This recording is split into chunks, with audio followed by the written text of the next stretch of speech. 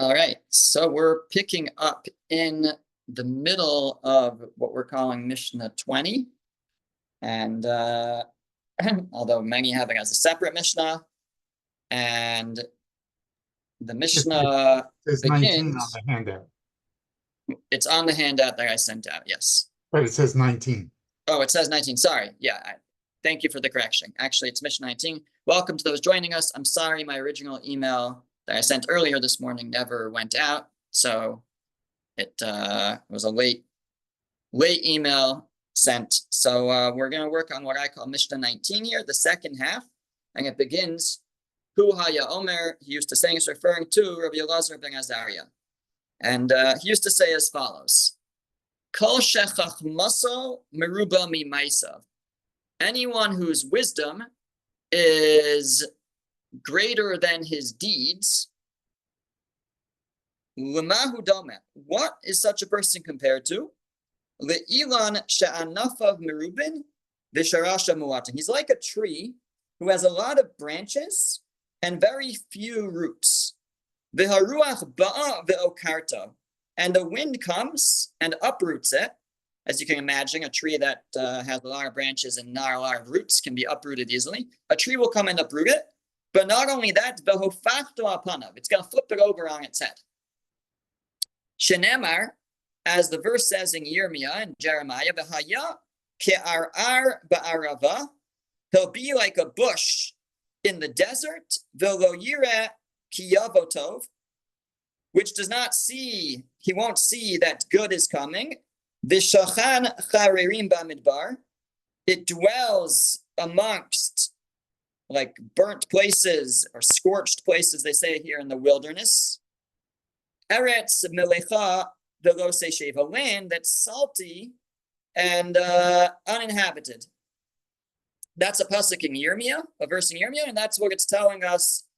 It's quoting that verse as a support for the idea that this person whose wisdom is greater than their deeds is like a tree who has many branches, few roots, and the wind comes and uproots him and flips him on his head.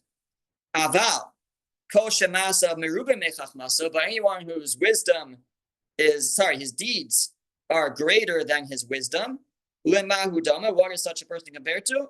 Le'ilan sha'anafav muatin v'sharashav merubin, like a tree who has few branches but many roots. Even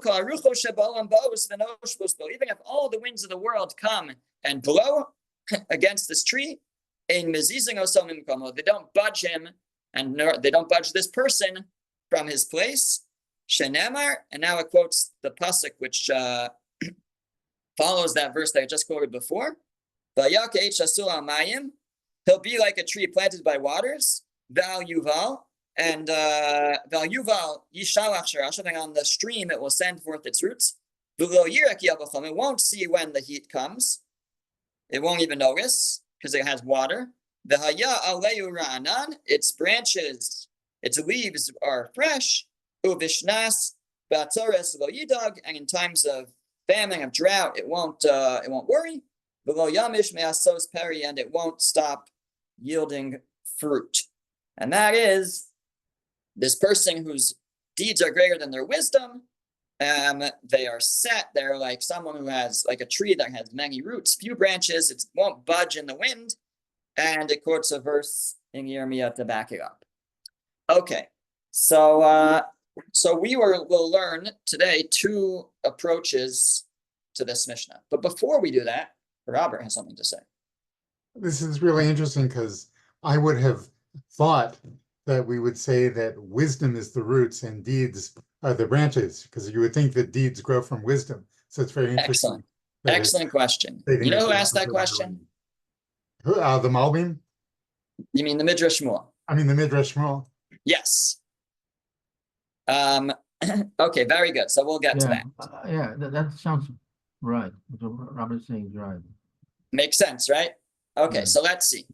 So so the first thing that the commentaries discuss is the person's name here. Sorry, no, that's the wrong Mishnah. That's next Mishnah. I'm looking at the wrong notes. The first question that they that they raise is why is a person being compared to a tree? In what way is a person like a tree? You don't necessarily need to actually connect a person to a tree so much. Just in the metaphor, it might be good enough. But Midrash Shmuel says that in a certain way, we are very much like a tree, although we're kind of the opposite. He says a person's, the way that we're planted in a certain way is the opposite of the way that a tree is planted. A tree, its roots are in the ground, and its head is in the heavens, and the person is the opposite. A person's roots are in the heavens, and our bodies are down here, but we're rooted up there. And it's almost like, he says, very, very interesting perspective, I think there are ideas like this in Kabbalah, that the hair is like the roots of a tree, and it extends. That's why it's a very Jewish hairdo to have like a mohawk or something. Hair, okay, not exactly, but to have your hair sticking up. So apparently, our hair is our roots are in the heaven, and that's represented by the hair being like the roots, and it draws down shefa, it draws down heavenly influence, and it spreads to our bodies. Now, in a certain, he doesn't speak this out, but the idea really in the neshama is exactly that way. The neshama is rooted in the heavens, and it comes down, and we get a little bit into our bodies. But more than that, he says that when we do mitzvos, so there's 613 mitzvos, 248 positive commandments, 365 negative commandments. Those correspond to the parts of the body that the sages have, that there's 248 avarim, limbs, parts, and 365 gidim, sinews, or they have some way of breaking down the body in the way that it's actually has 613 parts, and the mitzvos correspond to those, and the mitzvos are like the water that the roots of a tree drop water to support the tree, the branches, the arms, and we draw down, when we do a mitzvah, we draw down sustenance, spiritual sustenance that animates or gives life to us, spiritual life, and in that way we are like a tree. So the roots are in above, not below. Well, the roots of a tree are below, right? And they drop the water from the nutrients from the earth, and our roots are in the heaven. We draw spiritual in the heaven. Yeah. In the heaven. Right. We draw down spiritual sustenance from the heavens. Exactly. Oh, okay. Okay, so that's how we are compared to a tree. Okay, but now let's get into the roots of the Mishnah. So the Mishnah teaches that a person whose wisdom is greater than their deeds, they're like this tree. And it quotes this verse in Yirmiyah. Now, the first thing we have to tackle is that this verse in Yirmiyah seems as though we are misappropriating it, because the verse there actually says, Ko amar Hashem, so says Hashem, Arur hagever asher yiftach ba'adam. Cursed is the man who relies on people, who v'sham basar zara, and he treats human flesh as his strength. Umin Hashem yasur libo, and he turns his heart from Hashem. And that's where it says, what we call here, v'haya ka'ar ba'arava, he'll be like a bush in the desert, meaning what the pasuk actually speaks about is the person who doesn't put their trust in God, but rather puts their trust in man. Then they're like this tree, that this bush that's in the desert, and in a land that's uninhabited, etc. And then it continues, and it says, but Baruch HaGever Asher Yiftach B'Hashem, but blessed is the man who puts their trust in God. Vayashem Yiftacho, and Hashem is their support. And then about that it says, that's the person. That person is like a tree that sits by the stream and it always has access to water, etc. So it doesn't say anything about a person whose deeds are more than their wisdom, or wisdom's more than their deeds. It's talking about a person who either puts their trust in man or puts their trust in God. So it seems that Rabbi Elazar ben Azariah is misappropriating this pasuk for his own teaching, when it really seems to have nothing to do with that. So the Midrash Shmuel suggests as follows. He says that, what are we talking about here? What's a person whose wisdom is greater than their deeds? So what it means is it's a person who spends a lot of time learning. They know a lot, but you don't see it in the way that they act. They don't do the mitzvos. They don't act in a proper way, in a respectful way. They're brilliant. They know a lot. They're book smart, but it doesn't carry itself into the way that they actually behave and comport themselves. That's a person whose wisdom is greater than their deeds. And so what such a person is really doing is they're just trying to look good. They're saying, like, look how smart I am, look how brilliant I am. They just want to look good. If it has no practical application, it doesn't impact how they actually act. So they're just trying to look smart in other people's eyes. That's a person who's really, they're looking for the admiration, they're looking for the support of other people, and they're placing their trust. What's important to them is what other people think of them. And really it's the same person who is their wisdom is greater than their deeds. That's a person who's placing their trust in man, meaning they're what's important to them is what people think of them. As long as they want to be admired, and that's it. So and on the other hand, somebody whose deeds are copious, somebody who does a lot, other people might look down on them. Like, that person thinks he's better than us. That's why he does so many mitzvos, and they might be jealous, and they don't necessarily have the support of people when somebody is doing so much.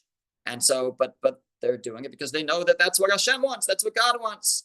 So that's the person he puts his trust in God. I'm doing what I'm supposed to do, and people may think that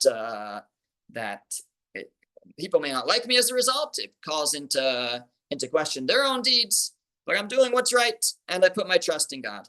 And so, in fact, they're really the same person. The person whose wisdom is greater than their deeds. They know a lot. They're a know-it-all, and they look good in the eyes of people. That's the person who puts their trust in people. They don't actually carry it out in action. So that's a person who puts their trust in people. And a person who says, I'm just going to do what's right, and I don't care what people think of me. I'm doing what Hashem wants. So that's the person who puts their trust in Hashem. So that's how we relate these ideas to this pasuk, to these verses. Okay. Now, like Robert asked, though, that it seems that the metaphor doesn't really seem to fit what we're trying to describe. We said a person whose wisdom is greater than their deeds, they're like a person who has many branches, but very few roots. So they have a lot of wisdom, they have a lot of branches, but they don't have roots. And seemingly, we should say the opposite. Seemingly, we should say that a person who has many that the wisdom is the roots, and the actions are the branches that will come from our learning, from our wisdom. But that's not how the Mishnah puts it. So how do we explain this? So the opposite. Seems to be saying the opposite. Right. That's our question. So the way he explains it is as follows. He says, actually, he references what we said last week. Last week we said the following. In fact, just to bring out the question a little more, the Mishnah teaches us that somebody who's ignorant, an earlier Mishnah, a person who doesn't know anything can't really fear sin because they don't know what a sin is. And lo amar it's chasing, a person who doesn't know much can't really be pious because they don't know what to do. So it seems that first comes wisdom, comes knowledge, and then comes action. And right, we have this concept, limud mevi lidei maisa, that it's a learning that brings us to action. So it seems that learning and wisdom should be the roots, and the action should be the branches. So why does the Mishnah say it the opposite? So the explanation is that, as we discussed last week, there's something called yira b'koach. There's yira, there's fear of God, awe of God, that's really just potential. It says that I accept that I want to do God's will. I have fear of heaven. I want to do God's will. I want to do the mitzvos. Problem is, I don't know what they are. So the starting point really is Yiras Hashem, right? As the verse says, Reishis Chachma Yiras Hashem. The first step to Chachma is fear of God. So we start out with fear of God of I want to do God's will. Okay, now in order to do God's will, I need to learn what to do. So the starting point is really the desire to know how to fulfill God's will. Then what grows out of that is the pursuit of wisdom. And then follows the second type of yira, which is yira in action, fear in action, where I, because I fear God, I carry it out into action. But really, it's what we call sof ma'aseh v'machshava tchila, right? The end of my thought, my actions are really what I thought of in the beginning. So in the beginning, I started with yira, I started with fear of God, that I want to do God's will. And that's where I got to in the end. How did I get there? I got there through wisdom. But in a certain way,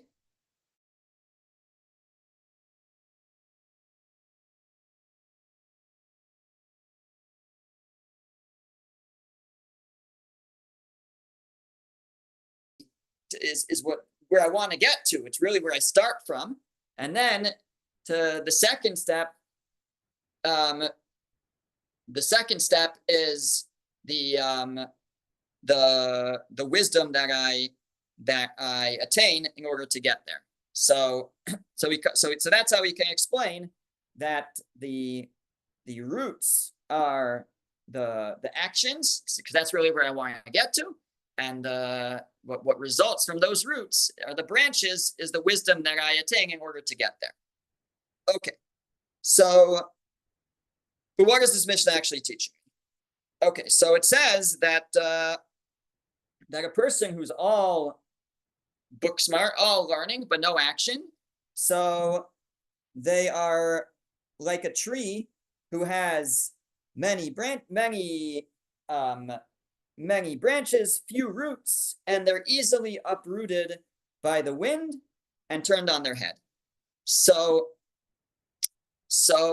this is what he suggests. Again, this is our first approach. We'll have hopefully time for a second approach too. The first approach is that we're talking about a person who, again, they're just learning to look good. They're not, they don't actually put anything into action. Such a person, God doesn't feel that they have much purpose in this world, and he sends the angel of death and takes them from this world, flips them, uproots them from this world. And now there's two ways that you can uproot a tree. You can uproot a tree, or a tree can fall over, but its branches, its roots are still in the ground, and you can't see what the roots were. Or a tree could fall over, as the Mishnah describes, and it could be flipped on its head, where the roots are there for everybody to see. He says that's what the Mishnah promises for somebody who just learns to look good and to be admired, but not for action. When God takes that person from this world, he also reveals what the roots were. And again, the roots in our metaphor represent this person's actions. That God reveals this person really didn't do anything with their life. And everybody, it's revealed to everybody that there's basically no roots here. There's basically no actions, no deeds to such a person. Otherwise, people, again, this person learned so much to be admired. They were this great genius in Torah, but so people thought this was a great person. But in fact, they didn't live a life that matched their Torah knowledge. So in order that people don't question God's God's justice here. So he reveals the roots. He reveals that this person, in fact, had very little. Indeed, they only learned to look good, to look smart, to be admired, but didn't actually carry it over to the way that they lived.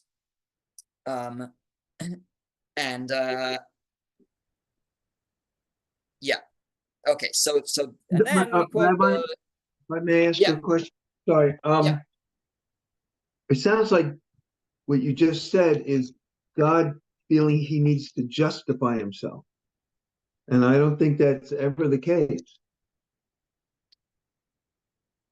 I wouldn't say he needs to, but perhaps sometimes he does.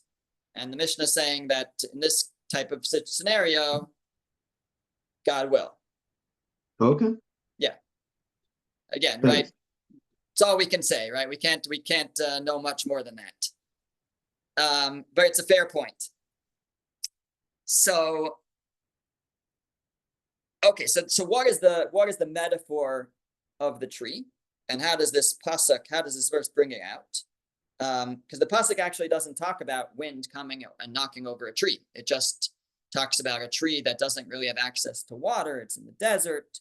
So he suggests, though, that that the verse, though, it does speak about a tree that's in the desert, meaning it's first of all, it's ar. An ar, a bush, it means it's ariri, it's alone. We're talking about a tree that's alone in an empty area. So which means it's trying to describe a tree that is subject to the winds. There's no other trees there to block the wind. When you have a lot of trees together, so they kind of protect each other from the wind. Each one takes a little bit of the wind, and they don't get knocked over. They don't get uprooted. But when you have just one tree in the open, so then it just gets crushed by the wind from all sides. And not only that, but it's in this like desert where there's no mountains, no valleys, there's nothing to block the wind. It's open and fair game for the wind, and that's what's described. And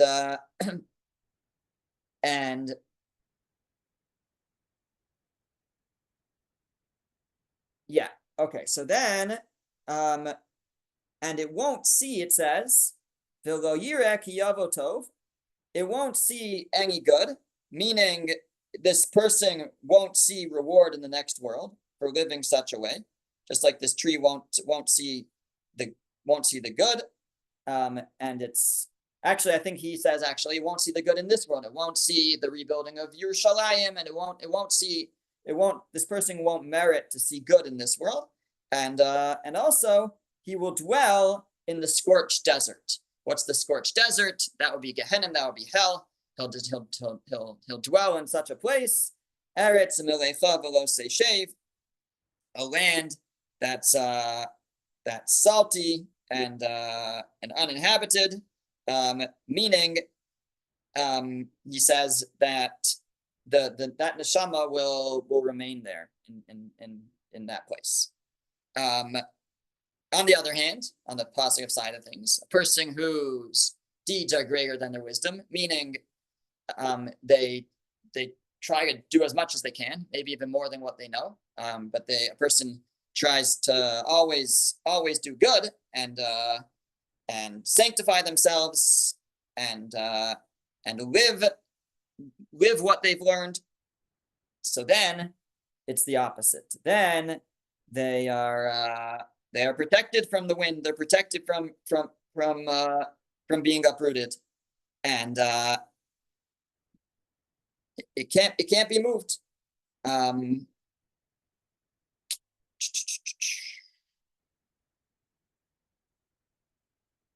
He says even if there's all these accusations put against them, it's not going to be budged. And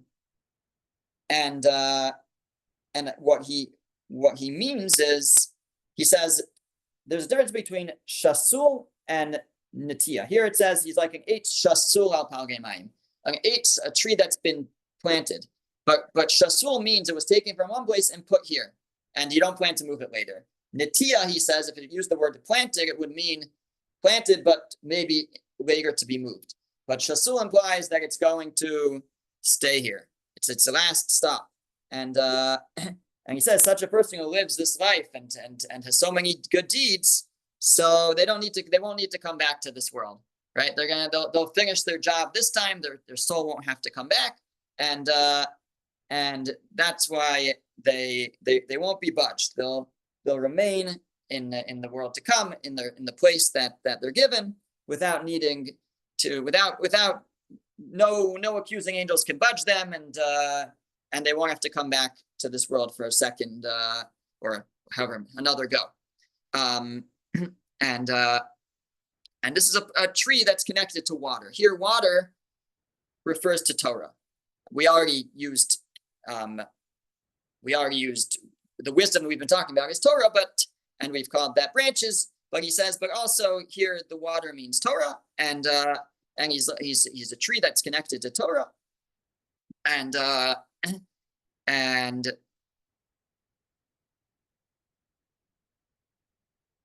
it sends out its roots and draws from that Torah, and that's what informs it in the way that it acts. And such a person is promised all sorts of good things. It won't experience, it says that in the verse, it won't sense the coming of the heat, meaning it won't experience suffering, doesn't have to fear of suffering, and his leaves are ever fresh. He'll be provided for. He'll have what he needs, and he'll continue to produce fruit, to yield fruit, and to produce offspring, to produce to have material comfort in this world. So this is somebody who has deeds more than wisdom. You're right. This is a person who their Torah learning expresses itself in action as well. Yeah. Okay, that's the first approach to the Mishnah. A few minutes, and I think we have enough time to share the second approach. The second approach is the Abarbanel, which he quotes, and that is that the contrast of chachma and ma'asav, of wisdom and deeds, are not exactly as it sounds.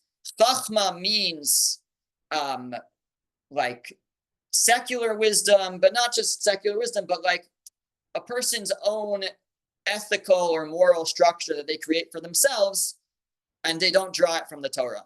Like a person might create their own moral structure in their mind of what's right and what's wrong, and then ma'asav, deeds, will refer to a moral and ethical structure and action that's taken from the Torah itself.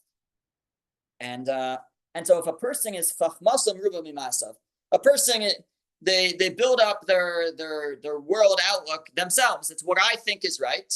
That's their main outlook. They don't base it in Torah. And so such a person, it's not gonna, they're easily uprooted. So that person, it's not going to last. Whatever they've settled on, if they're just coming from their own perspective, which was probably influenced by the society and the world around them. Well, it's also, if they were influenced once, it can easily be changed. It won't last. And as soon as the winds come, the winds of change, then it will be, they hear something else that makes more sense to them, so then they'll change their perspective. He says, that Barbanel says, he was living in a time where philosophy was a big thing. He says, you see this with philosophers, they say one thing, and they're so convinced of it, and then they hear something else, and now they change their perspective, and that's because it doesn't really have roots. It's not rooted in God's revelation. It's not rooted in God's Torah. If it's rooted in God's Torah, then it's lasting. But if not, then it doesn't last. And that's the mashal here. That's the metaphor here, which is that if you have a lot of branches, meaning your own ideas that a person invents themselves or draws on from society, and but they don't have roots in Torah, roots in prophecy, roots in a tradition that comes directly from God, so then the wind comes and uproots it, and as it says, he also ties it to the context of the pasuk. The context of these verses are, right, like we said earlier, that it first says, "Cursed is the person who relies on man." Cursed is the person who relies on man, meaning if you rely on human creativity or human perspective on what's right and what's wrong, the moral and ethical structures created by human society, so then that person is going to be like a bush in the desert, meaning they don't really think they're like out in the open. They don't have anything holding them strong, and they won't see kiyavo tov. They won't see the good, meaning they won't see what's truly good, and they will be like scorched places. They're set in scorched place in the wilderness. That meaning they're like something that's burnt. They don't have anything supporting them anymore, and because it's not based in truth and in prophecy, and it won't last. It's uninhabited, meaning it's not something that can last. On the other hand, a person who's ma'asav amruba mechachmasa, a person whose deeds, but again, ma'asav according to Abarbanel means a person's worldview is formed by Torah ideals, and that outweighs their own ethical and moral structure they create for themselves. So that person is like a tree who has a lot of roots, meaning they are rooted in prophecy, rooted in Torah, and such a person, even if all the winds come and blow at them, right, they're not changing, right? That's the story of our people, or of those who have kept to the tradition, right? All the winds of change, everything has blown through, and we're still learning the same Torah and carrying the same ideals, and So everything's based on maintain our emunah. Everything's based on the Torah. Exactly, and that's the pasuk. He'll be such a person is like first of all, is like a tree that can't be uprooted. All the winds of the world can't uproot us, can't uproot our faith in Torah and the ideals that we gain from that. And the proof from the pasuk, it says Baruch Hashem, right? Blessed is the person who puts their trust in God, meaning they put their faith in God and in His Torah, and not in the ideals of human beings around us. And such a person is like a tree who is planted by water. That the water is prophecy. He says we're drawing from prophecy of our prophets, of bringing to us the word of God, and we send out our roots on the streams. And again, same idea that we're rooted in the streams of Torah and prophecy. And then lo yireh ki yavocham, we won't see when the heat comes, the burning of heresy and things like that. It won't impact us. And even then its leaves are ever fresh. The leaves are our mitzvos. They'll ever be fresh. We'll continue to carry out the mitzvos, and we'll continue to yield fruit again with our deeds. Our deeds will if we stick to Torah as our source for what's right and how a person should live and what's moral and what's ethical. So then we won't be affected by the burning of heretics, and our leaves will remain fresh, our mitzvahs will remain fresh, and we'll continue to produce fruit, we'll continue to carry out God's will. Okay. We will stop there. Thank you, Rabbi.